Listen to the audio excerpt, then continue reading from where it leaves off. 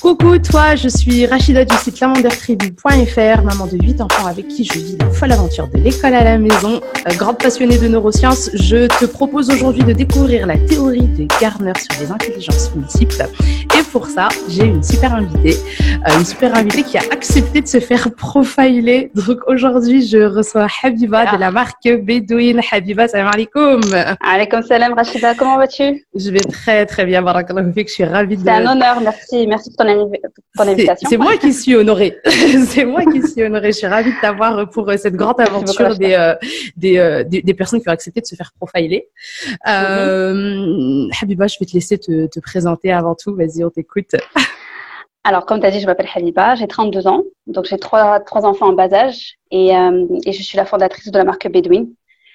Donc, du concept Bedouin qui regroupe plusieurs outils, un livre, un programme de développement personnel / épanouissement personnel, concept de hijab eclipse, enfin plusieurs inventions qui découlent de mon intelligence apparemment.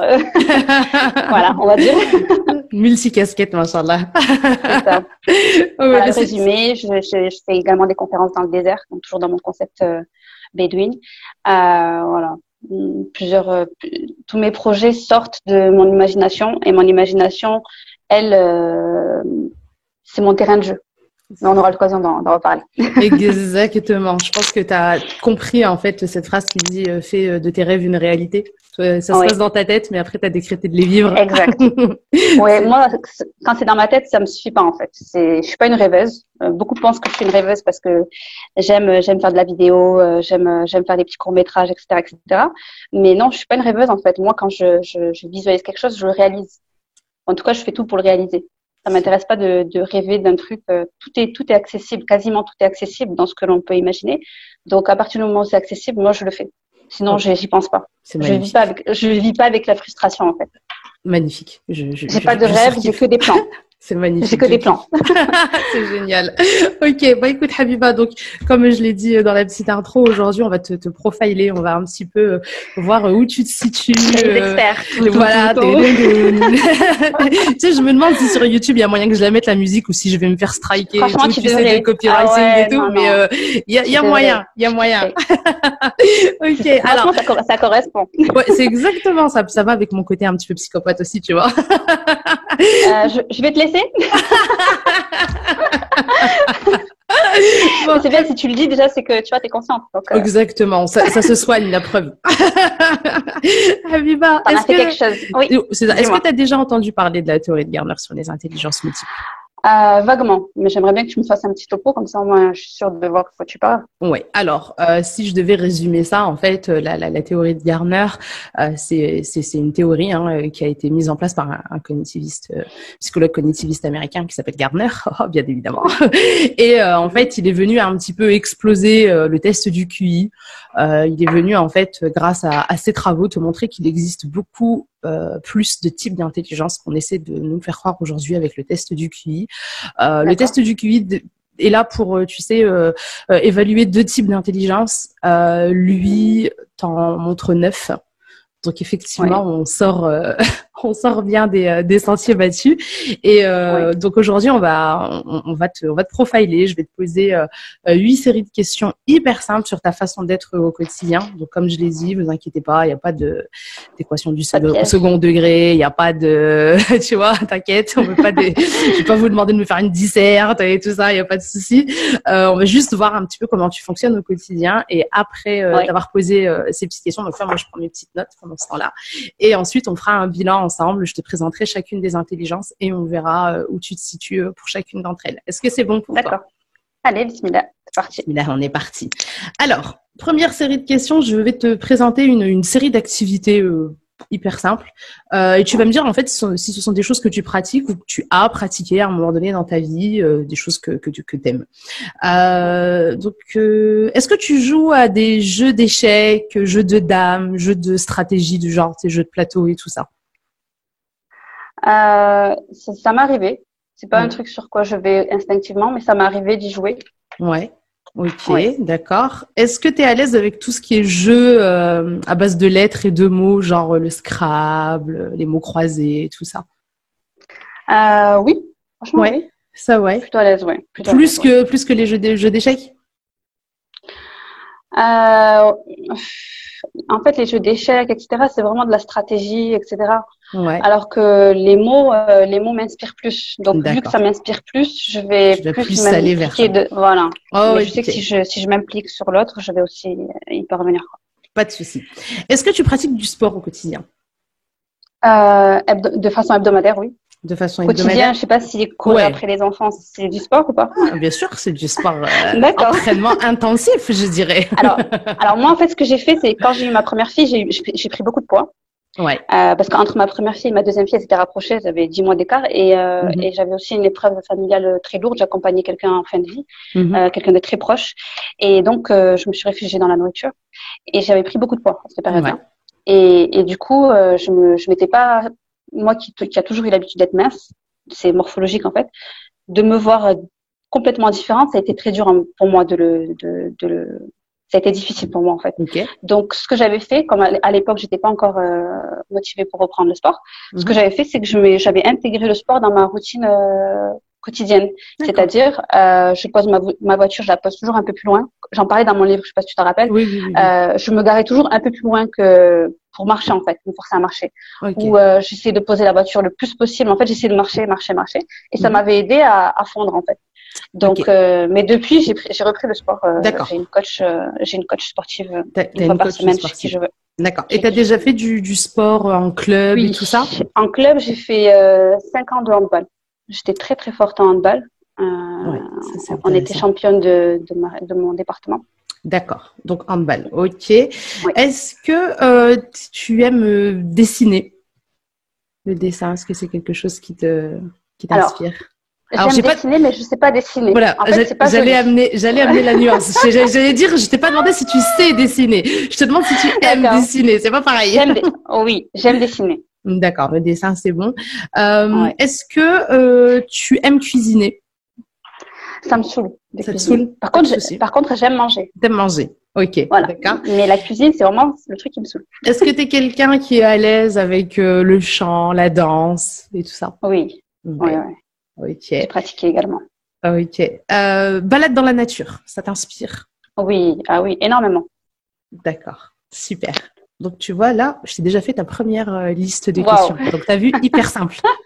T'as vu, je t'ai dit. C'est étonnant. Je me dis, qu'est-ce qu'il y a derrière, tu vois? Ben là, déjà, tu m'as donné grave des infos qui confirment ce que je pensais déjà. Tu vois, juste avec ça. Alors, petite parenthèse, excuse-moi, mais pause. Petite parenthèse. Tu vois, ce que tu viens de me dire, je me dis, mais je vais arrêter de parler en fait sur les réseaux sociaux parce que ça se trouve, il y a des tarés comme toi. Tu leur donnes 2-3 infos, ça y est, ils ont mais en plus, moi, quand je parle, tu vois. Quand je fais des stories, c'est des stories qui durent 20 minutes, tu vois. Ah non, je vais arrêter. Merci Rachida de m'avoir ouvert les yeux. Vous allez plus me voir, vous allez plus m'entendre. Non, s'il y a des tarés comme ça, après, tu vas débarquer chez moi, tu vas me dire, voilà, tac. Non, tant que ça reste bien intentionné derrière, tu vois, on en fait le bien. Exactement. C'est génial. C'est pour ça que je te dis, imagine des tarés, tu vois. Ouais. Toi, tu utilises la force pour le bien, tu vois. C'est ça, ouais. C'est clair. Bon, alors, deuxième question. Alors là, c'est pareil. Le deuxième est très, très simple.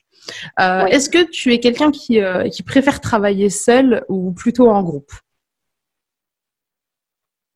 T'es plus efficace quand t'es toute seule ou alors quand t'es entourée dans ton travail? Seule. Parce que en groupe, c'est jamais comme je veux. Et c'est jamais aussi bien fait que ce que moi je voudrais que ce soit bien fait. C'est pas français ce que je viens de dire. Oui, non, mais on a compris, t'inquiète. Voilà, merci. Et surtout, il y a que moi qui sais ce qu'il y a dans ma tête. Donc mon travail quand il est fait par moi-même, c'est pas pareil que quand il est fait par autrui. Mais bon, après, je suis obligée de déléguer, mais seule. Je suis plus productive quand je suis seule. D'accord. Ok. C'est bon pour moi. Ok, donc là on va passer à la troisième série de questions. Là on va commencer à rentrer. Tu sais, j'essaye de faire peur des fois, mais en fait non, c'est aussi des questions aussi bidons que ça. Est-ce que aujourd'hui tu dirais que tu es quelqu'un qui est à l'aise avec les langues étrangères?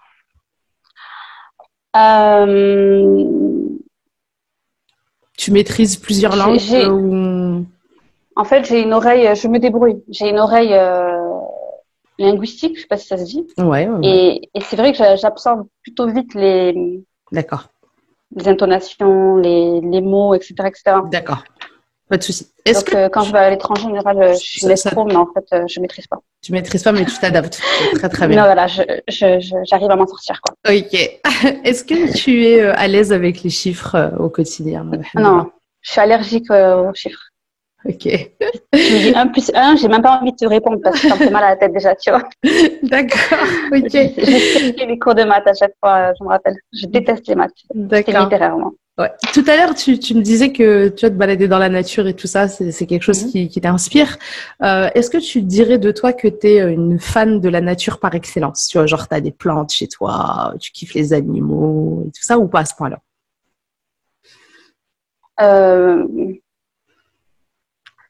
En fait, moi, j'ai grandi dans une maison avec un jardin, donc on cultivait, tu vois, des tomates, etc., etc. On avait des chats, donc j'ai toujours élevé, c'était toujours moi qui m'occupais des chats, on élevait les chats, etc. On avait des poules aussi, enfin bref, on était proche de la nature. Donc en fait, je dirais pas que j'ai la main verte ou quoi que ce soit, mais par contre, ça fait partie de moi.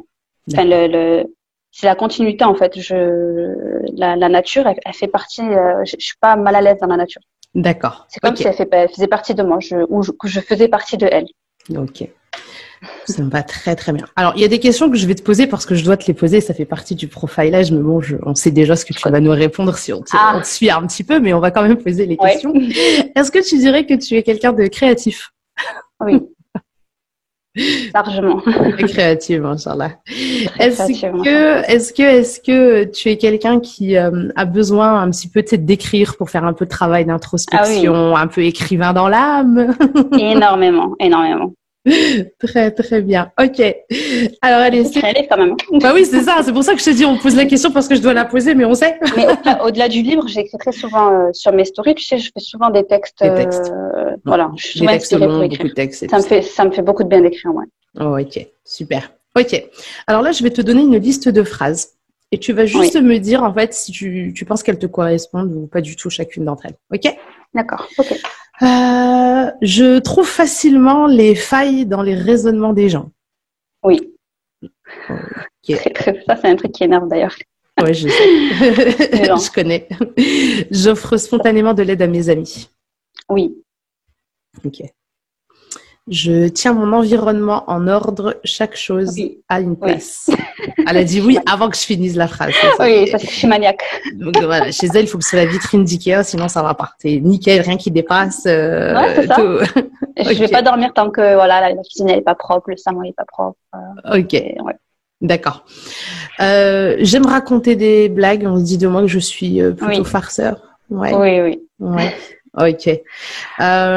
J'ai besoin de toucher mes proches lorsque je leur parle. Je suis très tactile. Très tactile. Ok. Tu commences à faire flipper, Rachida. Je pense que tu vas arrêter là. Tes questions. Je réagis fortement aux opinions controversées.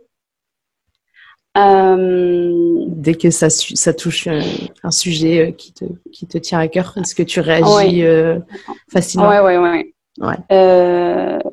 Ça me rend impulsive. Ouais, c'est ça. Je sais pas fermer ma bouche comme dit ma mère. En même temps, c'est très bien. N'est-ce pas? Voilà. Ça dépend de quel point de vue, tu vois. C'est bien pour moi, peut-être, mais pas pour les autres, visiblement. Pas pour les concernés. Ouais. J'ai du mal à me concentrer sur une discussion s'il y a du bruit autour de moi, genre la télé, la radio et tout ça. Oui. Ouais. Ok. Est-ce que, alors tout à l'heure tu disais que tu aimais les animaux et tout ça, mais est-ce que tu irais jusqu'à dire je préfère le contact serein des animaux aux relations complexes humaines? C'est deux relations différentes. Avec les animaux, il n'y a pas de, je peux baisser l'armure en fait. Les animaux, ils sont bienveillants, tu vois. Enfin, comment expliquer? Oui, non, mais j'ai tout bien compris. Si tu leur fais pas de mal, ils te font pas mal. Pas de mal. Par contre, je suis une solitaire. Je suis quelqu'un de très solitaire depuis toujours, depuis très petite. Mais j'aime, en fait, je suis contradictoire à ce niveau-là. Peut-être que tu m'expliqueras pourquoi je suis comme ça. Je suis très solitaire. Il y a très peu de personnes qui rentrent chez moi. Tu le vois, je suis très secrète, etc., etc. Vraiment, pour être dans mon périmètre, il faut y aller, quoi. Tu vois. Pour être une personne. D'ailleurs, toi, tu fais partie des privilégiés, tu vois. Mais en même temps, j'aime les gens, tu vois. J'aime aider, je suis très bienveillante, etc. Mais T'as besoin contradictoire. t'as besoin d'être mise à l'aise avant, d'être en confiance et tout ça. Et il faut du temps pour ça. C'est tout, je pense. Même avec des personnes que je connais à peine, hein, je peux aider des personnes, je sais pas, moi je suis dans une salle d'attente, et une personne va venir me raconter une problématique, je sais pas, je vais peut-être une façon d'être un peu d'assistante sociale des fois, j'en sais rien. Mais en tout cas, beaucoup de personnes se sentent à l'aise pour me demander conseil. Ça, je le remarque très souvent dans les transports, etc. Non, je pense qu'on en parlera avec après. plaisir. J'apprécie. Par contre, pour revenir à ta question, ce que j'aime, c'est dans la complexité humaine. Justement, c'est le mot complexité en fait. C'est les différences d'état d'esprit, les processus, tu vois. C'est ça. Ouais, bah écoute, on va développer ça après, mais je pense qu'on pourrait résumer ça en une phrase de quand il s'agit de donner, c'est très simple, mais quand il s'agit de recevoir, c'est un petit peu plus compliqué. Oui. Ok. Exactement. Ok. Est-ce que tu dirais de toi que tu es quelqu'un d'extraverti ou plutôt d'introverti? Attends, tu viens de me mettre une gifle là. Attends, ouais, je sais. C'est pour ça que je passe tout de suite à la suite, parce qu'après c'est dur. Attends, dis-moi, vas-y, continue. Plutôt extraverti, plutôt introverti, ou ni l'un ni l'autre en réalité, ça dépend des situations. Ça dépend des situations. Ok. C'est très cohérent, tout ça, c'est bien. J'aime bien quand c'est cohérent. Okay. Moi, j'aime pas quand on dit quand on arrive à me cerner, ça m'énerve. Ah, bon, d'accord. Non, c'est pas cohérent, c'est bizarre quand même. Voilà, merci, c'est bon. Okay, bizarre, j'aime bien ce mot. Depuis petite, on me le dit, donc ça va. Je suis à l'aise dans ce, tu vois. Ok. Dans ce qualificatif. Okay, on va passer à une liste suivante. On va parler un petit peu de Habiba quand elle était à l'école, la jeune Habiba. Oui. Est-ce qu'à l'école, tu étais déjà allergique aux maths? Oui. Déjà. Mais c'est là que je me suis rendu compte de mon allergie. Ok. À l'école, la lecture, c'était quelque chose que tu aimais déjà ou c'est venu plus tard? Oui. Non, okay. Non, c'est dès la petite enfance que j'ai été attirée par les livres. D'accord. Et quand tu étais enfant, justement, à l'école, comment ça se passait avec les copains à la récréation? Tu étais déjà très solitaire ou ça se passait bien à l'époque? Non, ça se passait mal. Dès petite, ça se passait mal. J'étais très solitaire déjà à l'école. Okay. Au primaire, j'avais une seule, dans toute l'école, j'avais une seule amie. D'accord. Donc, donc quand elle n'était pas là, c'était la déprime, quoi. D'accord. Parce que à cet âge-là, j'étais très timide. Ok. Est-ce que tu aimais la géographie quand tu étais au collège et tout ça, les cours de géo, études du monde et tout ça? Ouais. Histoire géo, littérature, français, histoire géo, c'était les cours que je ratais jamais. D'accord. Et du coup, quand tu étais jeune, de fièvre. quand t'étais... quand même. C'est génial. C'est vraiment que tu étais à fond dedans, quoi. C'est top. Ouais. Et quand tu étais petite, tu avais déjà ce truc, tu sais, d'écrire et tout ça, ou c'est venu plus tard? J'avais commencé, en fait. J'avais commencé à être attirée par le papier, par l'écriture. Mm-hmm. Je me rappelle, je tenais un journal intime. Très bien, c'est ce que j'allais te demander. Magnifique. Voilà. Je valide. Après, un jour, il est tombé dans les mains de mon beau-père, le mari à ma mère. Bah. Et depuis, j'ai plus jamais écrit. Il a connu tous mes secrets et tout. Ouais, grave. Moi, ça va, j'étais petite encore, tu vois. C'est pas, ça va, tu vois. Ça t'a calmé. Il n'y avait pas encore les codes, empreintes digitales et tout. Il n'y avait pas tout grave. Ça. Ok. Mais ça m'avait calmé grave. D'accord. Mais c'était déjà là, c'était un besoin. Oui. Ok. Oui. Tout ce qui était SVT, quand tu étais au collège, études de la nature, machin et tout. T'aimais bien ou pas plus que ça? Ça dépendait du prof. Ça dépendait du prof. Oh, ok. Comme très souvent quand on est à l'école. Ouais. La poésie. Comment ça se passait la poésie? Ouais. J'étais forte en poésie. T'aimais bien, ok. Et tout ce qui est art plastique, manipulation des matières, création et tout ça? Mais bizarrement, j'étais nulle. Ok. C'est étrange, mais j'ai essayé en fait, mais j'arrivais pas. Ok, les dessins, tout ça, j'arrivais pas à l'époque. Ok, d'accord.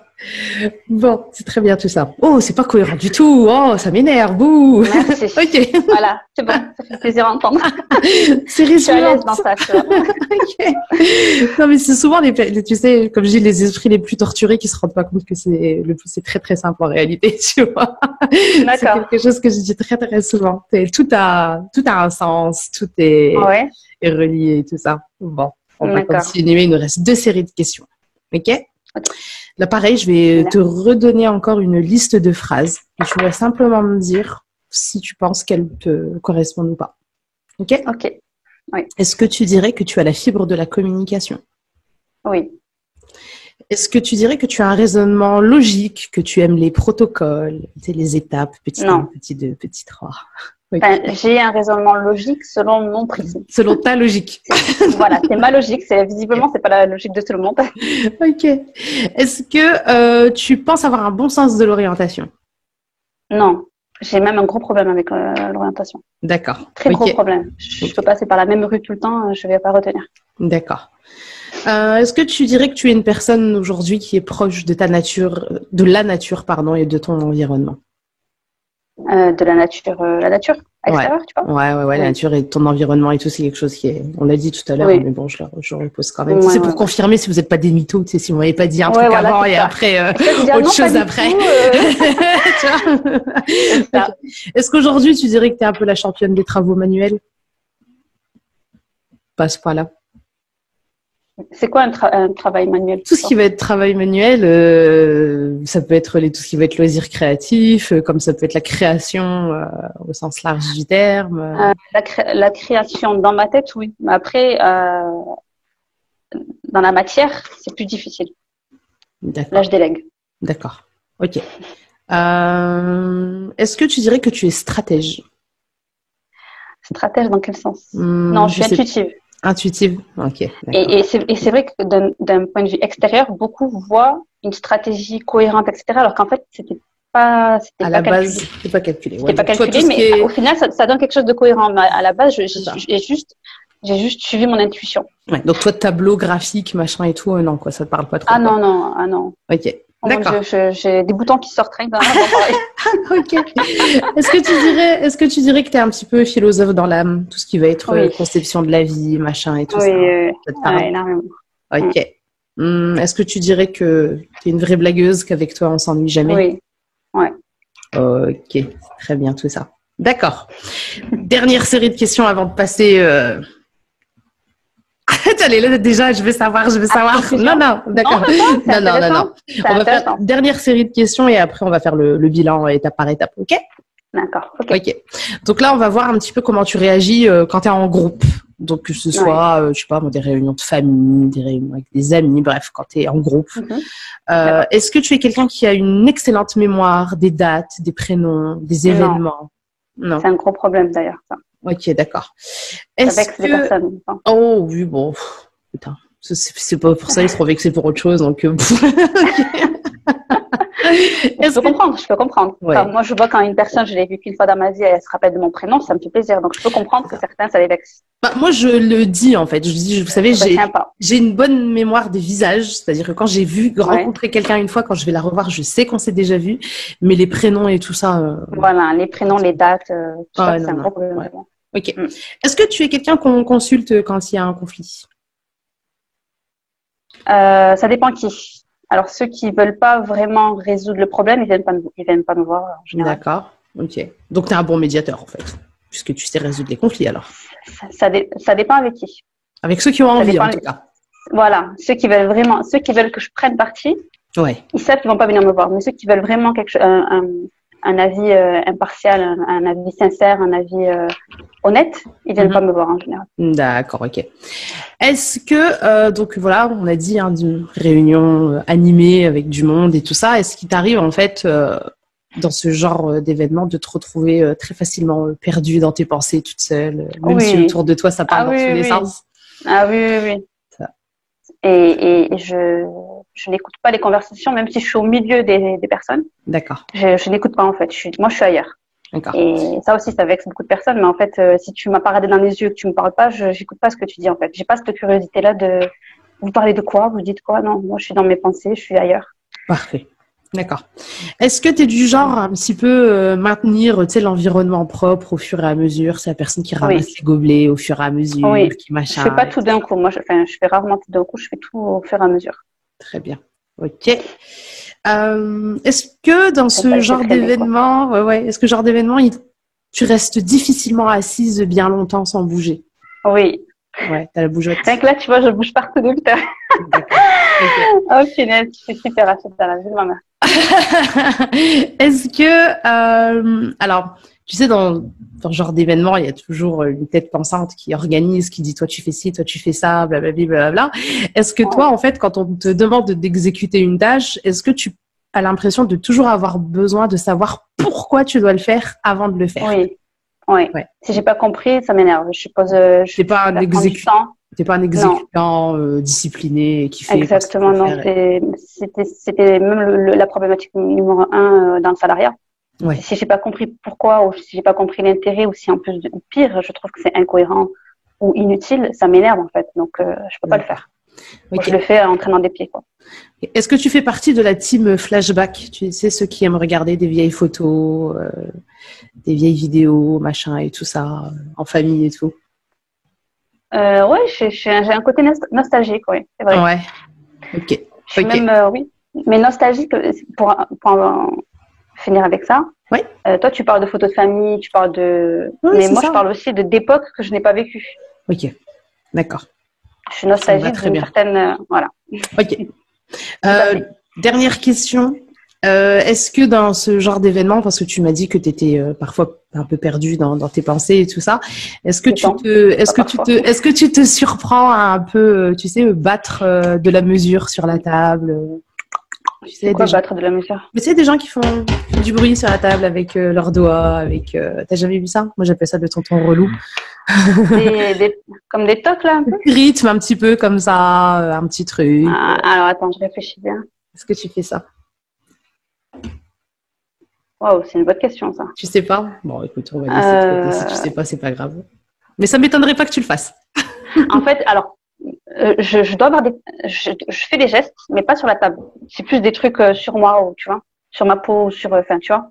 Tu comprends ce que je veux dire? Je sais pas moi, bouger mes doigts ou des trucs comme ça. D'accord. Mais pas faire du bruit, mais voilà, tu fais des petits. Ouais. Non, mais ça me va aussi, c'est bien. Ça va. Ok. Bah écoute. C'est très bien tout ça, c'était tellement pas cohérent. Ouh là là, mon Dieu. Je vais en apprendre des choses, je crois. Donc on va faire un petit bilan. Donc ce qu'on va faire là, tu vois, c'est que je vais te présenter chacune des intelligences selon la théorie de Gardner et on va voir où toi tu te situes par rapport à ce que tu m'as dit en tout cas. Ok. D'accord. Ok. Donc la première intelligence, donc c'est l'intelligence logico-mathématique. Donc celle-ci, elle fait partie du test du QI. On évalue ça même dans le test du QI. Donc le logico-mathématique, ça va être cette. Excuse-moi Rachida. Oui. 2 minutes. Oui. J'ai ma fille qui va aux toilettes. Vas-y, je fais une petite pause. Ce sont les aléas de la vie de mumpreneur, n'est-ce pas? Là, on est en direct, là. Exactement, ça, dans les coulisses de la vie de maman entrepreneur. Voilà. Ok, donc on est parti. Je te disais, intelligence logico-mathématique. Oui. Donc voilà, la logique par définition, test du QI. Oui. Là, on est à fond dedans. Pouvoir d'analyse des informations, résolution de problèmes et tout ce qui s'ensuit et tout ça. Alors moi, je vais pas dire que t'es pas du tout logico-mathématique. Ce serait totalement faux. Ah bon? Ouais, c'est totalement faux. Je pense que tu l'as dit toi-même. Je pense qu'il y a eu un gros traumatisme scolaire sur les maths qui t'a fait un peu un blocage dès que tu vois les chiffres. Mais tu as quand même un esprit logique, en fait, tu vois. Et les esprits logiques sont à l'aise avec les maths par définition. Parce que les mathématiques, c'est de la logique pure, tu vois. Et il y a beaucoup de personnes, en fait, qui font des blocages dus justement à l'école, tu vois, et qui, du coup, disent « Ah là là, dès que je vois un chiffre, comme tu l'as dit, 1 plus 1, ça y est, blocus total parce que je me suis collé l'étiquette de je suis nul en maths. » Je l'ai mise moi-même l'étiquette. Voilà, c'est ça, on se l'a. J'ai jamais aimé. Ouais, d'accord. Ouais. Mais mine de rien, tu gères un business, tu sais évaluer des stocks, tu sais voir ce qu'est un coût de revient, tu sais ce que c'est qu'une marge, tu sais donc tu vois, une fois que l'intérêt est là, que la motivation est là, ben là à ce moment-là, ça se passe très bien avec les chiffres, étrangement, tu vois. Donc je pense ce que tu veux dire. Je pense qu'il y a cette étiquette qui a été collée de par l'école, mais dire que t'es pas du tout logico-mathématique, ce serait totalement faux. D'accord, ok. Voilà. Et tu vois, par exemple, tout à l'heure, je te demandais si tu trouvais facilement des failles dans les raisonnements des gens et tout, et tu m'as fait ouais, de ouf. Et ça, c'est typiquement esprit logique en fait, tu vois. Et il y a des gens qui n'ont pas cette aptitude-là, tu sais, ils réfléchissent, tu sais, une semaine après, ils font ah ouais, il avait dit ça, et puis alors que les esprits logiques, tac, tac, tu vois, on capte tout de suite les failles en fait D'accord. Et ça, C'est intéressant. c'est typique en fait aux esprits logiques. Et les maths, c'est de la logique pure, ma sœur. Donc voilà, c'est ce que je peux. Moi, je m'étais convaincue en me donnant comme je m'étais dit, moi, ce que j'aime pas dans les maths, c'est que c'est blanc ou noir, tu vois. Il y a une formule et un résultat à la formule et puis basta, tu vois. Alors qu'avec la littérature, ce que j'aimais, c'est que, tu vois, quand on faisait des études d'images, de textes, etc., c'est que chacun pouvait interpréter à sa sauce, en fait, le truc. Et c'est là que j'ai eu des affinités avec comme si, en fait, les deux, pour moi, comme si ça pouvait pas, c'était l'un ou l'autre, en fait. Non, il n'y a pas de souci, je comprends. Bah, écoute, en tout cas, sache que tu peux pas dire que tu n'es pas logico-mathématique, c'est là un petit peu quand même. Ok. Ok. Alors, très intéressant. La deuxième intelligence, en fait, c'est l'intelligence linguistique. Donc, celle-là, c'est la deuxième intelligence qui est évaluée dans le test du QI. Donc, là, les puristes du QI sont en extase quand ils entendent parler d'intelligence linguistique et de logico-mathématique. Donc, toi, linguistique, bon, écoute, on est à fond dedans, hein, très, très linguistique. C'est comme tu as beaucoup réagi dès qu'on parlait des mots, dès qu'on parlait de poésie et tout ce qui s'ensuit et tout ça, et ça, tu vois, ça peut être à chaque question que je t'ai posée qui avait un rapport avec ça n'a jamais été un oui ou un non, tout simplement, tu vois. Et t'as toujours développé, mis de l'émotionnel et compagnie. Donc ça, tu vois, c'est typique linguistique de ouf. Et étrangement, les linguistiques, ils ont une bonne mémoire hein, des prénoms, des lieux, des dates et tout habituellement. Vois, je suis l'exception. Non, on n'est jamais, comment dire, même si c'est une prédominance qu'on a, on n'est jamais au top surtout, tu vois, parce qu'il y a d'autres facteurs qui rentrent en jeu. Mais bon, c'était très, très, très linguistique. Il y a aucune...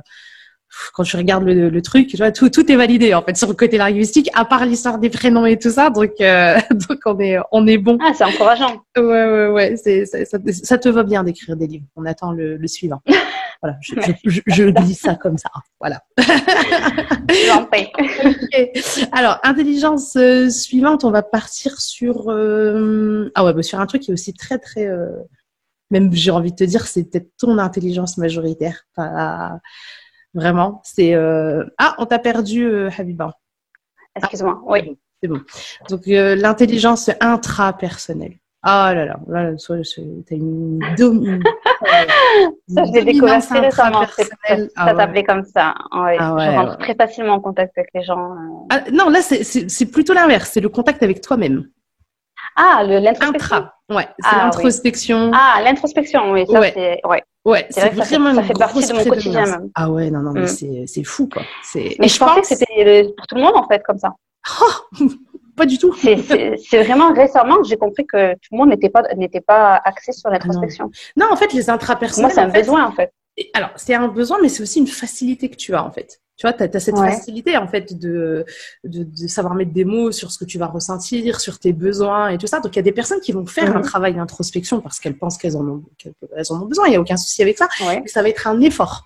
Tu vois. Alors que toi, vu que tu as cette intelligence intrapersonnelle qui est très développée, et j'ai envie de te dire qui est très développée depuis le jeune âge, en plus, c'est ça, en fait, qui fait que pour toi, c'est facile. Et les intrapersonnels sont très solidaires. Pas parce que c'est négatif, bien au contraire, ils ont besoin en fait de prendre du temps pour eux, c'est-à-dire qu'ils sont contents d'être avec les gens, tout ça, mais ils ont ce besoin en fait de prendre du temps avec eux-mêmes. Donc certains vont dire que c'est des ermites, certains vont dire que c'est des solitaires et tout. Moi je dis que c'est des intrapersonnels.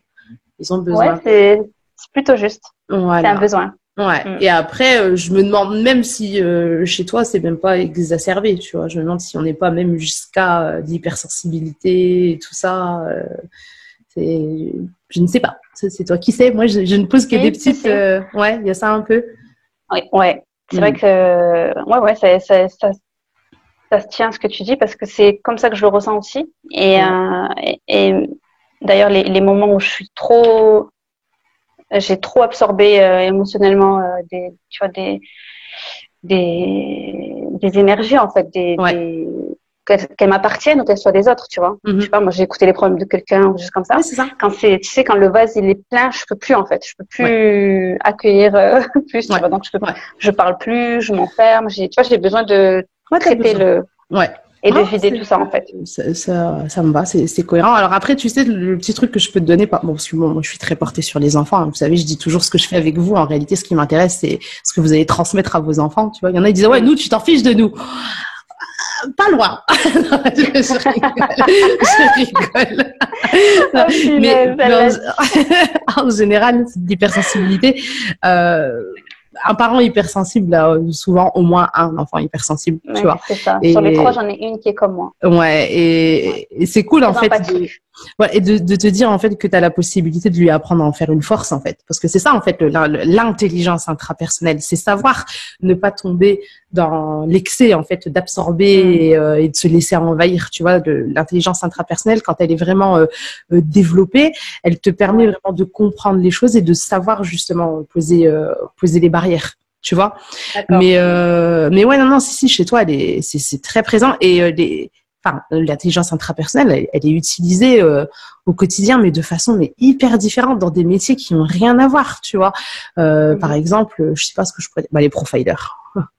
Les profilers, en fait, ils sont très intrapersonnels parce que c'est justement la connaissance de soi qui fait qu'ils arrivent à capter justement chez les autres certaines choses, parce qu'ils ont déjà appris en fait à le découvrir de par eux-mêmes. Et du coup, tout ce qui va être profil de personnalité, machin et compagnie, chez les intrapersonnels, c'est en général ça nous passionne, tu sais, c'est quelque chose avec lequel on est très à l'aise, tu vois. Ce que tu me dis, ça me fait penser. Je suis depuis très jeune, je suis tout le temps en train de regarder des trucs comme Faites entrer l'accusé, tu sais, toutes les émissions où on analyse les comportements, les profils c'est ça en fait. C'est toujours ce besoin de la connaissance de. Je suis passée pour une folle à la maison avec un grand H. Toi, non, mais c'est pas. Moi, j'aime pas c'est pas le meurtre qui me plaît. C'est pas. Qu'est-ce qui a poussé la personne à faire ça? Comment elle s'est organisée? Moi, je faisais peur aussi autour de moi. Quand j'étais en troisième, mon livre de chevet. Mon livre préféré, c'était Le Silence des agneaux. Hannibal Lecter, je trouvais ça extraordinaire d'être comme ça. Et du coup, je faisais peur aux gens. Ouais, c'est bon, on se comprend alors. C'est ça. Mais tu vois, à côté de ça, les athlètes de haut niveau sont aussi très intrapersonnels. Parce que c'est justement en fait la connaissance de ce qu'ils ressentent et cette expertise qu'ils ont sur eux-mêmes qui fait que ils arrivent à voir où sont leurs limites, dépasser leurs limites et tout ce qu'ils en suivent, tu vois. Ça, c'est l'intelligence intrapersonnelle qui permet de faire ça, tu vois. Ok. Tu vois, j'avais pas fait le lien entre les deux, mais ouais, ça se tient. Ouais. Et donc, c'est ça que j'aime en fait avec la théorie de Garner, c'est que il y a certes des cases avec des types d'intelligence, mais en fait chaque intelligence, on peut l'utiliser dans des contextes en fait qui ont carrément, enfin ça n'a rien à voir. Tu vois. Je vois ce que tu veux dire. Voilà. Donc, alors l'intelligence d'après, c'est l'intelligence interpersonnelle. Donc, l'interpersonnel, il y en a beaucoup qui le mettent en opposition avec l'intrapersonnel, mais en réalité, elles sont complémentaires. On peut être interpersonnel et intrapersonnel sans aucun problème. Donc, les interpersonnels, ça va être ceux qui vont agir et réagir assez facilement avec les groupes. C'est des personnes justement qui vont savoir fédérer, tu sais, fédérer les groupes. Les leaders en général, quoi. Tout ce qui va être coopération et tout ça, tu vois, ils sont très très à l'aise avec ça. Alors, toi, t'es intrapersonnel de prédominance. T'es plus dans moi et tout ça, mais t'es pas fermé. Les deux, mais c'est vrai que c'est un intra plus. Ouais, t'es intra plus, mais t'es pas fermé à l'interpersonnel. La preuve, voilà, tu t'expliquais que tu faisais des voyages en groupe, dans le désert, machin, et tout ça. Enfin, je vois que sur tes réseaux sociaux, ça se passe bien dans les échanges avec les gens. Tu fédères autour de ta cause et tout ça. C'est quelque chose que tu fais naturellement. Donc c'est là. Mais si je dois mettre les deux sur une balance, je dirais que tu es beaucoup plus intrapersonnel qu'intra. Oui, je te le confirme. Et j'ai été très, très jeune, très tôt et très jeune, je me posais des questions existentielles. Je suis partie vraiment à la recherche de ces informations très tôt en fait, tu vois. Mais c'est une force, hein. C'est vraiment une force, hein, le côté intrapersonnel, hein, vraiment. Hein. Tu sais, on est dans une société où quand ça fait mal à la tête parce que je suis tout le temps en train de réfléchir. Tu vois. C'est pour ça que je disais. Il y a un événement. Quand je voyais un événement, déjà, tout ce qui est lié à l'injustice, tu vois. Très, très jeune, tu vois, j'ai vu, et j'ai vécu et j'ai subi des injustices. Et très jeune, j'avais compris que c'était pas normal, en fait. Je sais pas comment t'expliquer. C'était quelque chose qui qui me rongeait de l'intérieur, tu vois. Et, et en fait, je voyais autour de moi des personnes qui prenaient les événements comme ils étaient, tu vois. Ils prennent les événements, ils les subissent et puis c'est tout. Moi, j'avais besoin de comprendre pas pourquoi l'événement, mais pourquoi ce silence autour, pourquoi cette réaction. Tu sais, j'étais tout le temps dans la réaction, dans la réflexion. Ouais. Tu vois. Non, mais c'est ça, c'est très intrapersonnel, tout ça. Et tu sais, chez les enfants, faut vraiment respecter ça, parce que les enfants intra, tu sais, quand tu vas les mettre dans des contextes où il va y avoir du monde et tout ce qui s'ensuit et tout, ils vont avoir un moment donné ce besoin de s'isoler, se mettre dans leur coin. C'est leur façon de se ressourcer. Et la majorité du temps, les parents en fait voient ça comme quelque chose de négatif. Et ils vont dire allez, va jouer avec tes cousins, pourquoi tu restes dans ton coin et tout. Et en fait, c'est vraiment le brutaliser en fait, parce que tu respectes pas en fait, son besoin. Tu vois? De ce côté-là, ma fille, elle a de la chance parce que ma fille qui est comme ça, en tout cas, celle des trois qui est comme ça, elle a de la chance parce que je la comprends, en fait. Ouais. Donc, je la respecte dans ce besoin parce que je le comprends. C'est ça. Mon mari, on n'a pas du tout le même profil. Et lui, il comprend pas, en fait. Même tout ce qui est empathique et tout, tu vois, par exemple, on regarde un film. Je te donne juste un exemple. On regarde un film. Et il commence à avoir du sang et tout. Et moi, je suis écœurée, en fait. Je suis pas bien. Mais il me dit, mais c'est du ketchup. J'ai dit, non, pour moi, c'est du sang. Moi, je sais que c'est des effets spéciaux. Mais moi, j'arrive pas à faire je peux être traumatisée d'un film alors que c'est fictif, tu vois. C'est ça. Alors, pire, si tu me dis que c'est tiré d'une histoire vraie, c'est pire, tu vois. Et donc, du coup, je comprends ma fille qui est, intrapersonnelle aussi. Très sensible et empathique. Bon, écoute. C'est top que tu sois à l'écoute de ça, parce que voilà, c'est loin d'être le cas pour tous les enfants. Ok. Alors, intelligence suivante, c'est l'intelligence visio-spatiale, Habiba. Donc l'intelligence visio-spatiale, elle permet en fait de se représenter un petit peu le monde en 3D dans notre tête. En gros, si je devais simplifier les choses, c'est un petit peu ça. Et l'intelligence visio-spatiale, elle est très présente chez les artistes. Tu sais, des personnes qui vont créer des choses, des personnes qui vont savoir agencer harmonieusement leur maison, des personnes qui vont être très sensibles au style vestimentaire, tu sais, l'harmonie des vêtements et tout ça. Alors toi, j'ai la joie de te dire que tu es très visio-spatiale. Ah bon? Bah ouais, t'es très visio-spatiale de ouf. C'est hallucinant. Alors, c'est hallucinant. Qu'est-ce qui te fait dire ça? Parce que ce côté je range. Tu sais, besoin d'avoir l'environnement bien rangé, tout ça, ensuite. Donc ça, c'est très, très, très visio-spatial. De par ce que tu fais, de par ton métier, ça aussi, je le savais avant le test, en fait, parce que il y a qu'une visio-spatiale qui peut nous créer un hijab aussi ergonomique avec le soin avec, tu sais, le besoin de chaque petit détail et tout ce qui s'ensuit et tout ça. Ça, c'est très visio-spatial. Donc ça, c'est très créatif parce que tu l'as créé, ton hijab et compagnie et tout ça. Tu l'as imaginé dans ta tête avant de pouvoir lui donner vie et tout ça. Et le fait d'imaginer dans sa tête quelque chose comme ça, tu sais, de donner vie à des choses en 3D dans notre tête, c'est très, très intelligence visio-spatiale. Et moi, tu vois, j'ai une de mes filles qui est très visio-spatiale, mais pas trop logico-mathématique. Et pourtant, toutes les notions de mathématiques, en fait, on les transmet, en fait, par la manipulation d'objets, par la couleur et tout ça et tout. Et du coup, elle comprend comme ça, en fait, parce que elle, dans sa tête, elle a sa façon de réfléchir. Tu vois. J'aurais dû faire mes années scolaires avec toi, alors. Ouais. Tu sais, j'ai fait une vidéo, je pense que j'essaierai de la retrouver et de la mettre un jour sur YouTube. Elle doit traîner quelque part dans les fins fonds de Facebook, tu sais.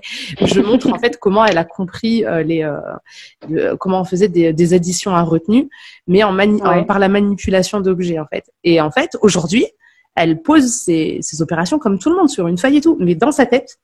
Ça m'aurait aidé, ça. Sa réflexion, elle est très visio-spatiale. Elle est toujours dans la manipulation d'objets et tout ça dans sa tête et tout, mais elle le fait aussi rapidement qu'un logico-mathématique et tout ça.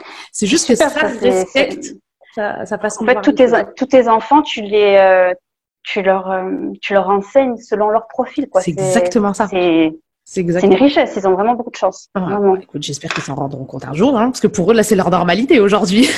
Tu vois. C'est ça, mais ils devraient aller voir les enfants des autres, ils verraient que non, c'est pas. Non, ils le savent. C'est une chance, vraiment. Non, ils le savent. Ils le savent parce que. Je comprends encore mieux maintenant ton taf, quoi. Le taf que tu fais sur les mamans, etc. Parce que c'est vu comme ça, tu vois. Parce que, par exemple, je sais, je pars dans des trucs là. Pendant le confinement, j'étais forcée, tu vois, de commencer à faire l'école. Ouais. Et franchement, j'ai pas la patience, la vérité. Mais j'ai compris en fait l'avantage pour l'enfant en fait. C'est vrai que ça m'a familiarisé avec le fait que pour l'enfant, c'est beaucoup plus respectueux. C'est ça, je me dis, mais à l'école, c'est à la chaîne, quoi. Il y a une méthode, et puis, malgré qu'il y ait plusieurs profils à l'école, dans la classe, la maîtresse, elle peut pas faire au cas par cas. C'est juste pas possible. Ouais. Et c'est vrai que j'ai beaucoup pensé à toi pendant le confinement parce que je me suis dit, bon, le jour où je me lance, que je me décide. Je passe d'abord par la case de Rachida avant. Ah ouais, je me fais former par toi, mais 10 sur 10, c'est sûr. C'est vraiment sûr. Parce que t'es devenue, dans ma tête, t'es devenue une référence, en fait, dans ce domaine-là. Et j'ai rarement vu des personnes autant calées et autant impliquées dans ce domaine que toi, tu vois. C'est gentil, donc, je sais que dès que je saute le pas, je t'appelle. Bon, c'est quand ta prochaine formation que je ferai mon billet. Je sais où me trouver.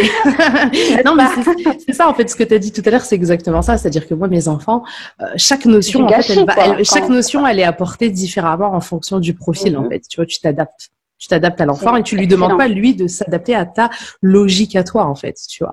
Et ça, c'est risques moins d'en faire des frustrés.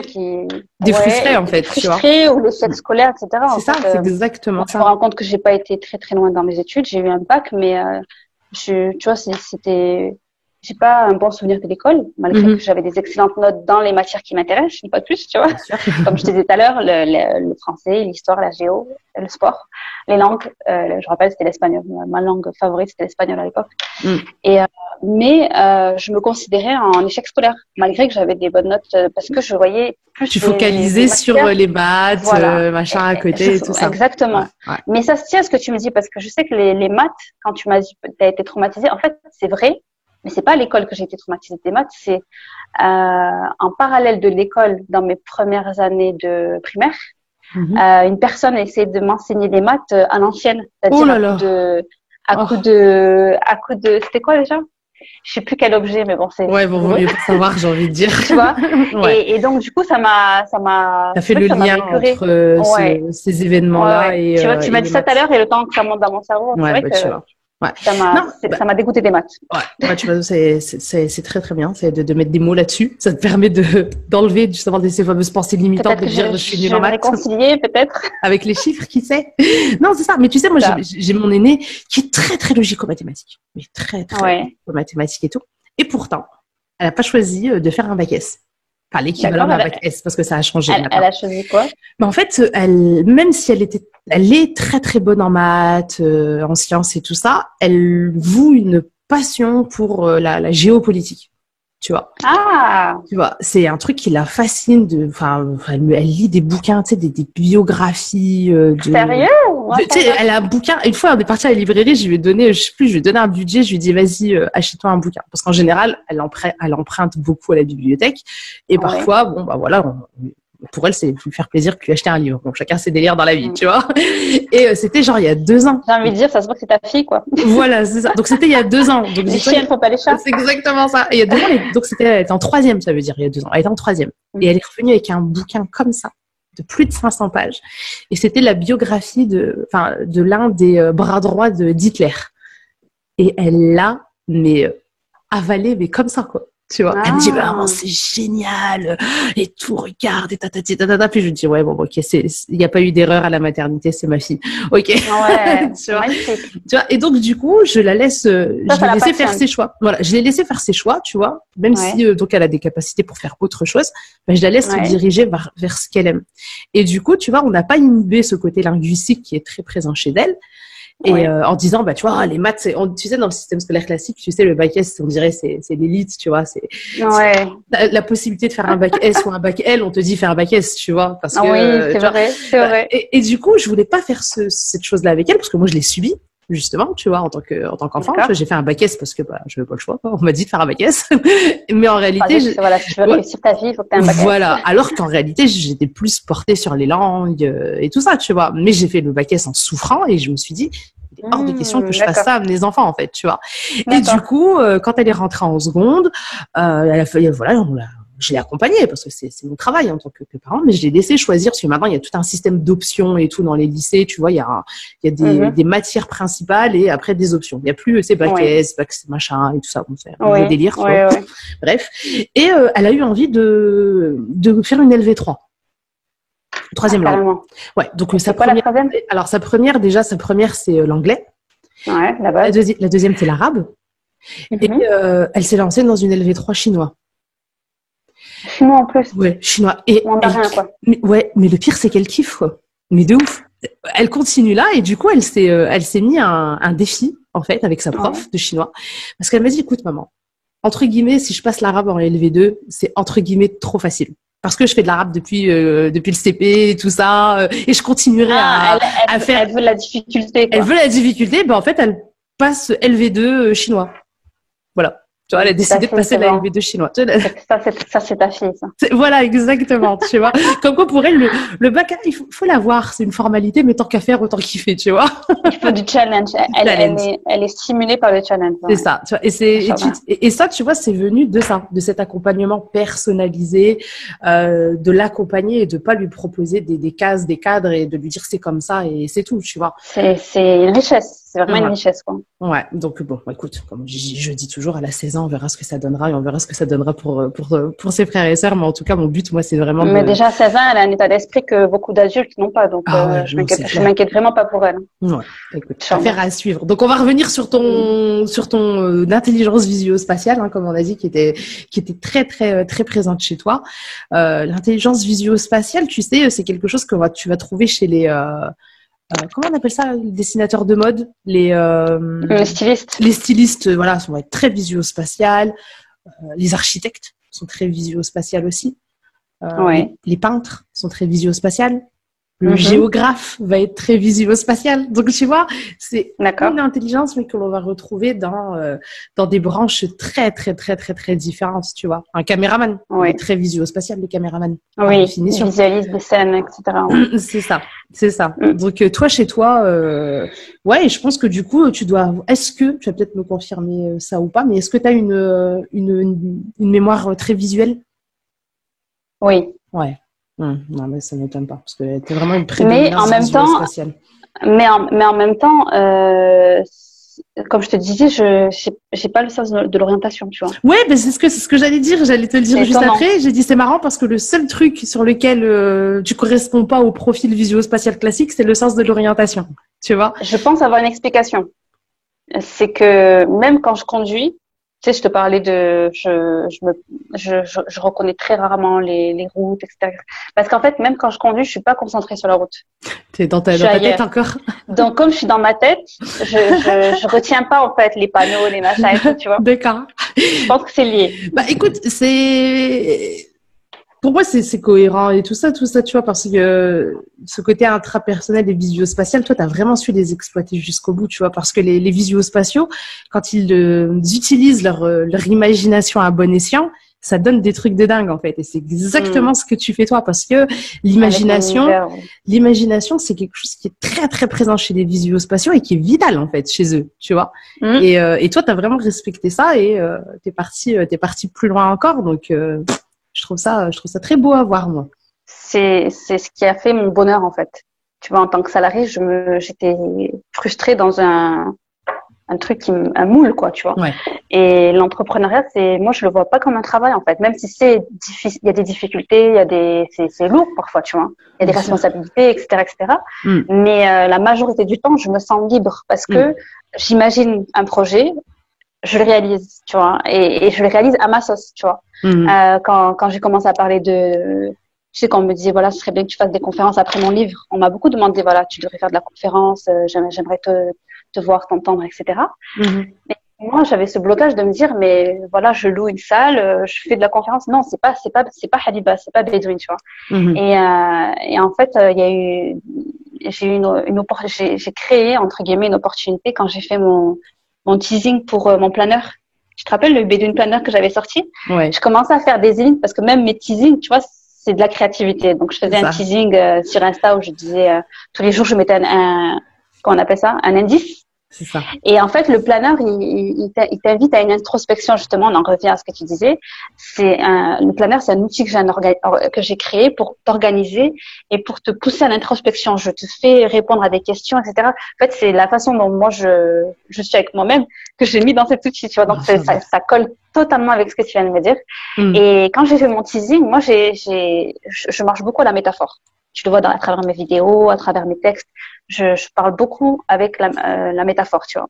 Et j'ai comparé le produit qui allait sortir, donc le Bedouin Planner, je l'ai comparé à un voyage. Mais un voyage, en vérité, c'était un voyage en toi-même. Tu vois ce que je veux dire? Et les filles, elles ont pensé que j'allais organiser des voyages. Elles ont pris le truc au premier degré. J'ai dit, mais la vie de ma mère, je vais faire des voyages. Voilà, exactement. Et donc, très peu de temps après, j'ai organisé mes premiers voyages, tu vois. Et donc, ça m'a permis de faire les conférences, mes premières conférences, à ma façon. C'est ça. Dans le désert, tu sais, c'est vraiment, c'est mon élément, en fait, tu vois. C'est ça. Mais si tu fais les choses comme voilà, j'ai respecté ma créativité, j'ai respecté ma personnalité. Et quand tu te cantonnes à rester dans un moule, ben en fait, tu passes à côté d'expériences pour toi et pour les autres, finalement, tu vois. Clair. Parce que moi, les expériences que j'ai créées pour moi-même, je les ai aussi créées pour les autres, tu vois. C'est ça. Donc, c'est quand tu t'acceptes et que tu développes ta créativité, ben, tu pousses les gens à faire pareil, en fait. Alors que si on fait tous la même chose, on est tous des robots, ben c'est nul, on se fait chier. C'est exactement ça. Donc soyez vous-même, on a besoin de vous. Oh oui, ok, oui. On s'ennuiera sinon, franchement. C'est clair. Ouais, ok, bah écoute, c'est très bien tout ça, ça reste bien cohérent, donc ça me va. Donc quand c'est cohérent, je suis très très bien.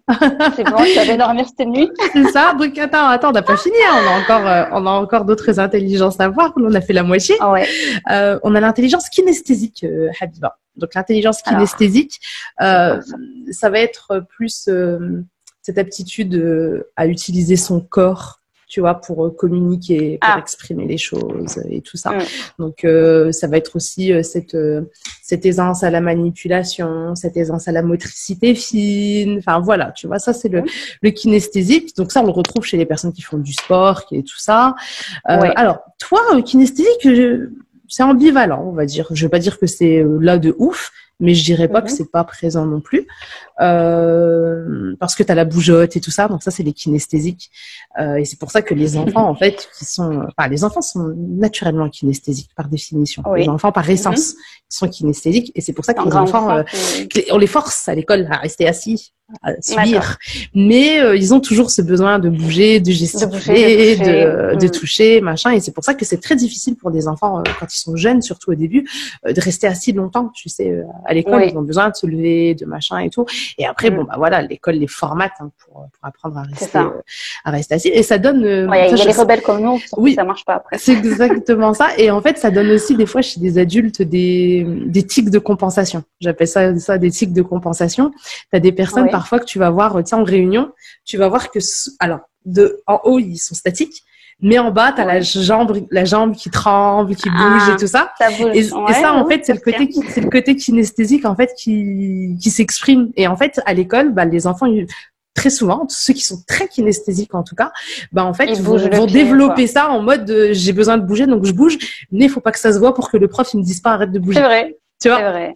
Ouais, c'était comme ça que ça se passait. Ouais, voilà. Et après, t'as des enfants chez qui c'est très problématique. Hein. T'as des enfants où ça se transforme. Ah ouais, c'est trop. Et ça, je conseille aux parents qui ont des enfants scolarisés comme ça d'essayer d'en toucher un mot au prof et d'essayer de voir s'il est possible de mettre en place des petites alternatives. J'ai une maman qui avait son fils qui avait un cas. Ça s'était développé en trouble de l'attention et tout ça. Tu vois, tellement c'est une frustration pour lui de pas bouger. Il se concentre que sur le fait que il a besoin de bouger et du coup il écoute pas.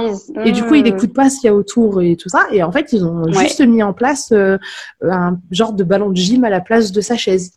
Donc en fait, déjà, la prof, elle a eu cette ouverture d'esprit-là. Ouais, elle a été ok. En général, ils disent non, c'est la faute à votre enfant. C'est exactement ça. Voilà. Et donc, la normalité frustre beaucoup. C'est exactement ça. C'est ça. Et donc le gamin, bah, du coup, il arrive à se balancer un peu sur sa chaise, enfin sur son ballon, tu vois, de façon rythmique. Et ça correspond en fait à son intelligence kinesthésique. Et en réalité, on a tous ce besoin, quoi. Voilà. Et moi, j'en ai un qui est très kinesthésique chez moi. Et au début, il me rendait dingue. Mais j'ai compris que c'était en réalité moi qui avais un cadre qui était trop délimité dans ma tête. Et comme il est kinesthésique et qu'il ne peut pas rester assis, mais en fait, lui, il apprend très facilement en faisant les 100 pas. Donc, tu vois, il avait son cahier de cours, il était scolarisé à l'époque, et il marchait, il faisait le tour de sa chambre, machin et tout. Et je disais, mais assieds-toi, concentre-toi. Tu sais, le truc qu'on a dans notre tête. Pour être concentré, il faut être assis, focus et tout. Ouais, c'est vrai que, le kinesthésique, il se concentre en marchant, en bougeant et tout ça. Tu vois, c'est important de le savoir. Ça devrait être enseigné à tous les parents dès la maternité. C'est clair. Livrer les intelligences multiples. C'est ça. Ça aiderait beaucoup à comprendre les enfants, quoi. Ouais. Donc, toi, on voit ton côté kinesthésique dans le fait que tu sois quand même quelqu'un qui est très créatif quand même, tu vois. Oui. Tu disais tout à l'heure que bon, t'étais pas non plus. Aussi. Voilà, c'est ce que j'allais dire, les sports. Il y a aussi la danse. Très tôt, j'ai commencé la danse. Ouais, tu vois, t'avais dit le chant et la danse. Et il y a aussi, tu sais, quand je t'ai demandé si t'étais quelqu'un de très tactile avec tes proches et tout ça. Oui. Ça, c'est typique au kinesthésique. Le kinesthésique, il lui faut le contact. Il faut toucher, ouais. Il faut qu'il touche. Ouais. C'est vital. Pour comprendre, il doit toucher. Cherche-moi. C'est ça. Mais c'est exactement ça. C'est flippant même. Ouais. Non, bah, c'est pas flippant, c'est kinesthésique. C'est une belle intelligence kinesthésique développée, tu vois. T'es comme ça, toi aussi? Ouais. Ouais.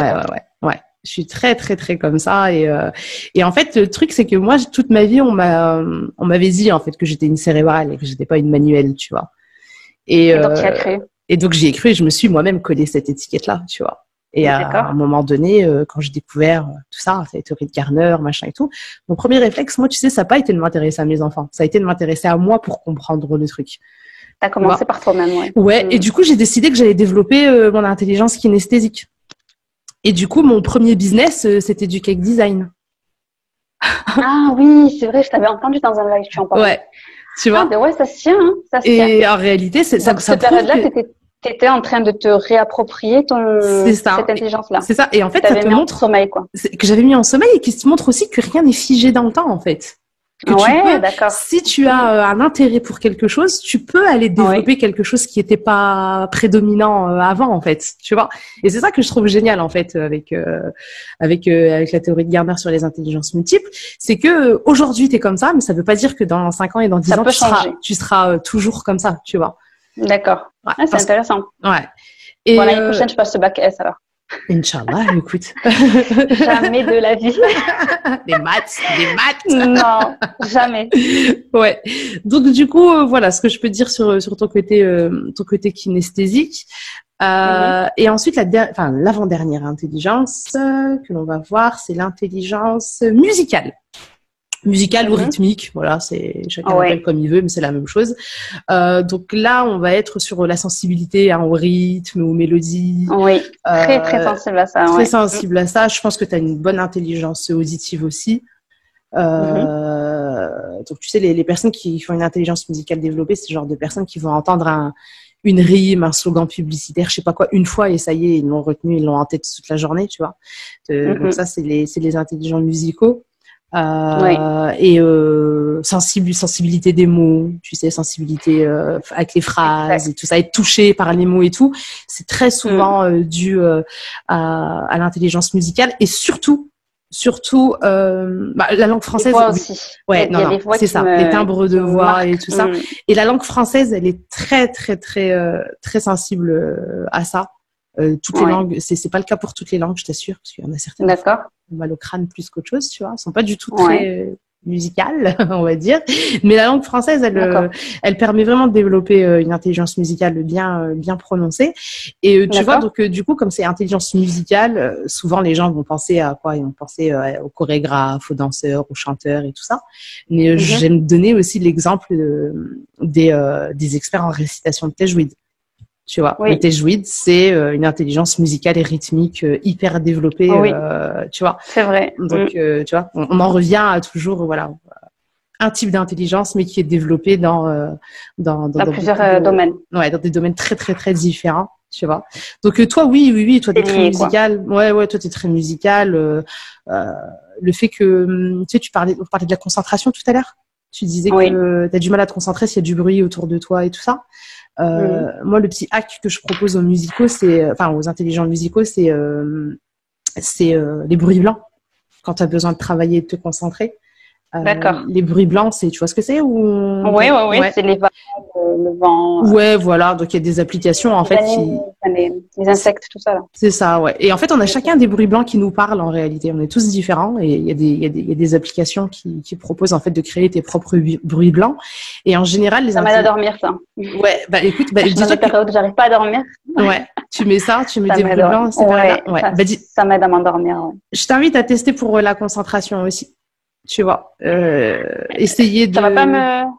D'accord. Ouais. On va penser que ça va te perturber, mais en réalité, c'est carrément l'inverse. Parce que ça me focus. C'est ça, ça va répondre en fait à un de tes besoins. Et pourquoi est-ce que tu es focus en fait? Pourquoi est-ce que tu es dissipé entre guillemets parce que quand tu es dans une discussion et qu'il y a du bruit, c'est parce que justement tu es tellement musical que tu as besoin de mettre ton attention partout. Et du coup, c'est pour ça que tu as du mal à te concentrer. Alors que si tu mets un bruit blanc, c'est quelque chose qui correspond déjà à ton quotidien. C'est un bruit de fond et tout ça. Donc en fait, ton cerveau, ton côté musical, ton subconscient en fait va être abreuvé en fait par ce côté-là. Et du coup, s'il y a d'autres bruits qui viennent s'ajouter, ça va pas le perturber en fait. Alors que si tu es dans un silence complet, s'il y a la moindre bruit, ça y est, boum, ton côté musical fait oui, bruit, c'est quoi? Ou qui? Comment? Tu vois? Franchement, ça se tient ce que tu me dis, Rachida. Oui, je vais tester. Ça m'arrive souvent. Je vais tester parce que des fois, on fait des réunions, ça me saoule en fait. Tu sais, chacun y parle et puis il y a le silence entre eux. Tu sais, j'ai l'impression que je perds du temps en fait. Je sais pas trop comment t'expliquer. Ouais. Alors que non, je perds pas du temps. Tu vois, c'est pour la boîte et tout, mais le silence qu'il y a dans le fond me gave en fait. Tu vois, ça me gave. Donc je vais tester. Peut-être que ça va répondre ça va nourrir cette partie-là, tu vois, et ça va m'aider à me concentrer. On verra. Essaye. En tout cas, je t'invite à essayer. Ouais. Ok. Donc, intelligence, donc ça c'est l'avant-dernière, c'est l'intelligence naturaliste. Donc, l'intelligence naturaliste, donc ça va être toutes les personnes qui vont faire, tu sais, des classements sur tout ce qui va être minéraux, la nature, les animaux, ça les passionne, c'est je suis passionnée par les plantes. Voilà. Les plantes ayurvédiques, les plantes, je sais que demain, je pourrais être herboriste si je veux, tu vois. C'est ça. Donc, les plantes naturelles. J'allais dire, le naturalisme, il est bien là, chez toi. Ouais.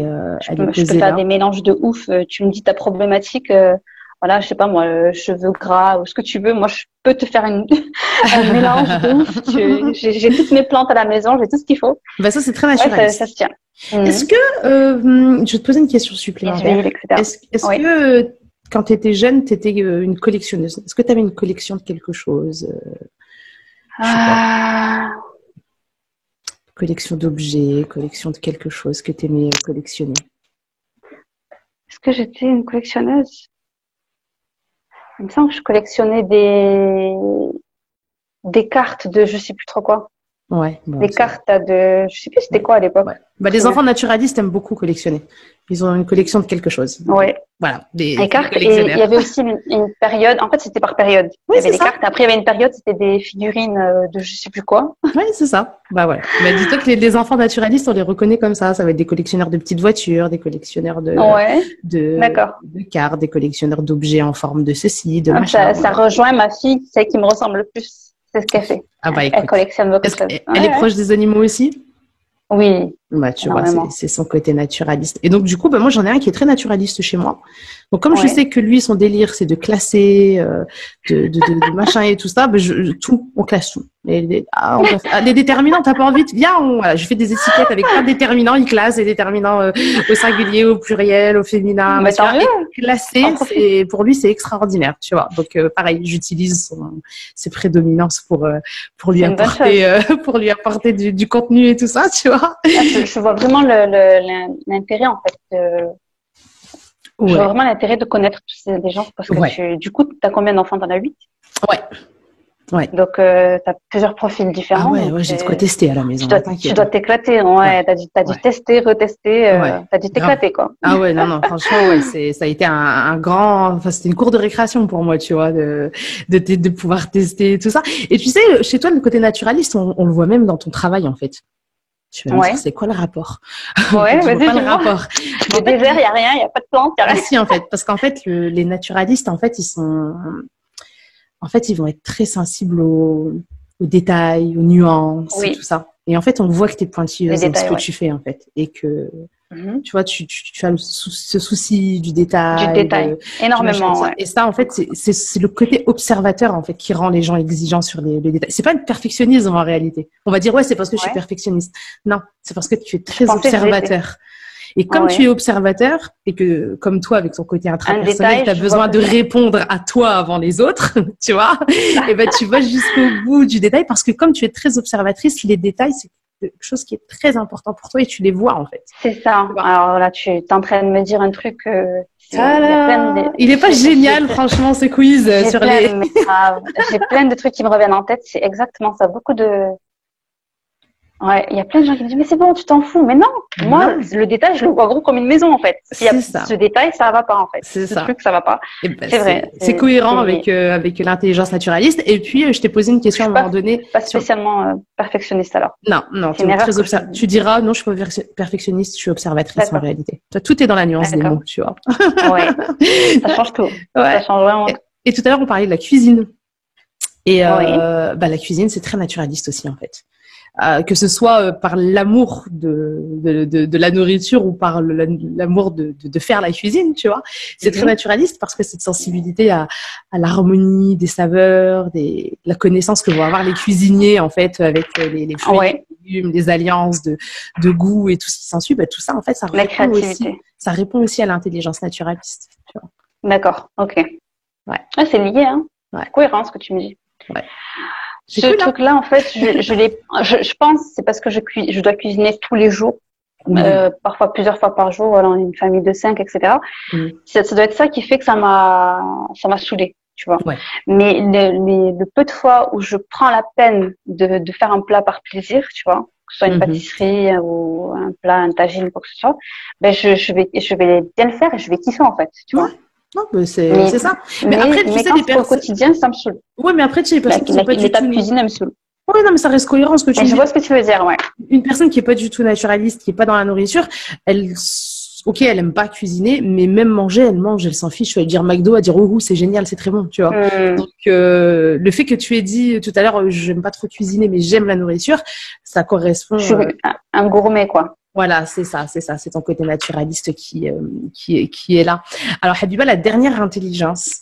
La dernière intelligence. Alors, je t'explique un petit peu l'histoire de cette intelligence-là parce que c'est mon gros coup de cœur de la théorie de Garner et c'est comme ça que Garner a réussi à me happer.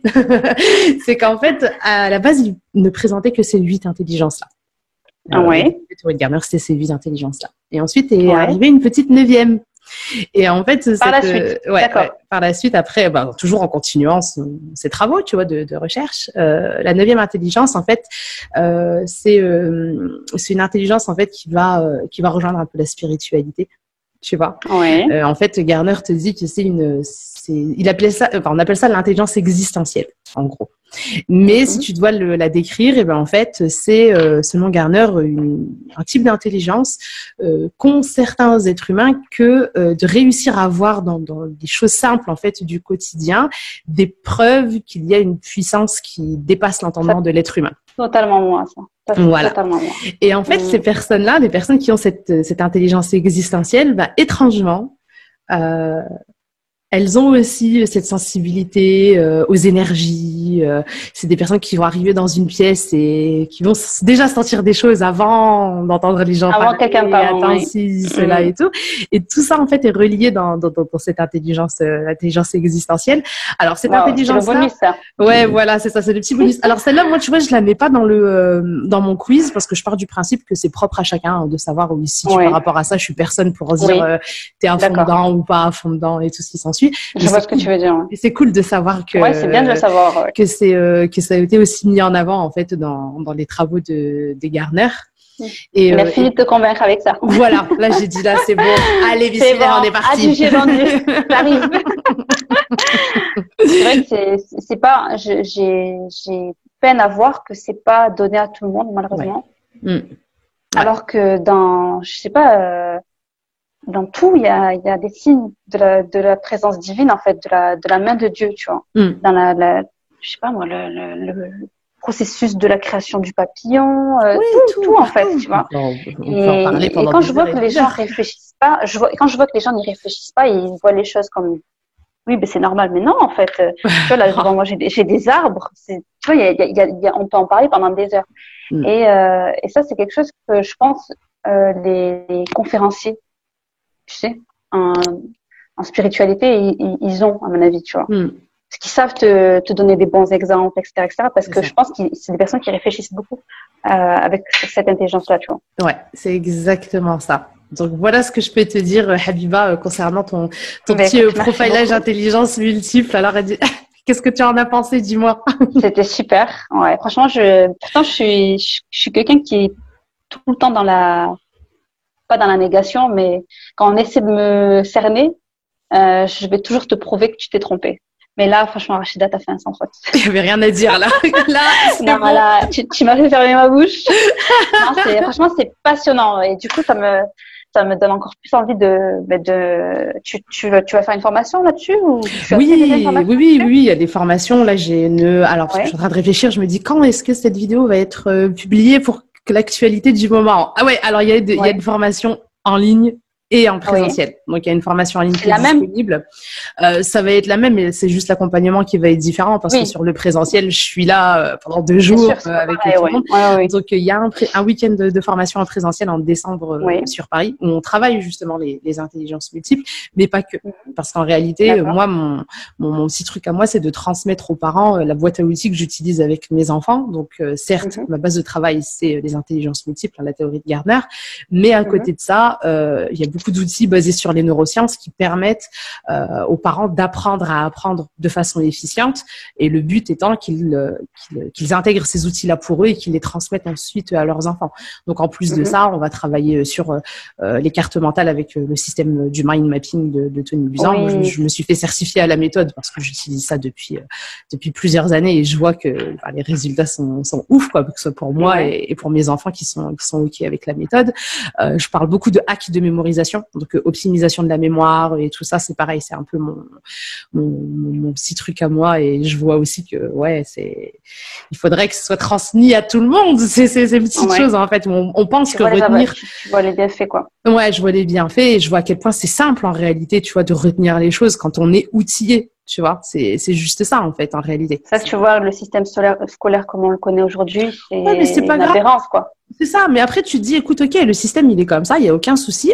Moi, tous ces outils-là, tu sais, j'ai commencé à m'y intéresser. Mes enfants étaient encore à l'école. Mes enfants ont commencé à les utiliser quand ils étaient à l'école. C'est pas du tout quelque chose qui est typique aux enfants qui font l'école à la maison et tout. Non, absolument pas. Non, c'est pas ce que je disais, mais je disais juste que c'est dommage que le système scolaire il soit pas soit pas adapté à toutes ces nouvelles connaissances qu'on en a aujourd'hui sur je pense que ça va arriver. Intelligence multiple, quoi. Moi, je pense que ça va arriver parce que moi, je sais que dans mes formations en présentiel, il commence à y avoir des profs qui viennent se former pour eux. D'accord. Ok, donc c'est déjà par eux que ça va passer. Déjà, ça va passer par là, puis après, ça commence à devenir la norme. Mais pendant ce temps-là, il y a des enfants qui passent à la trappe, tu vois.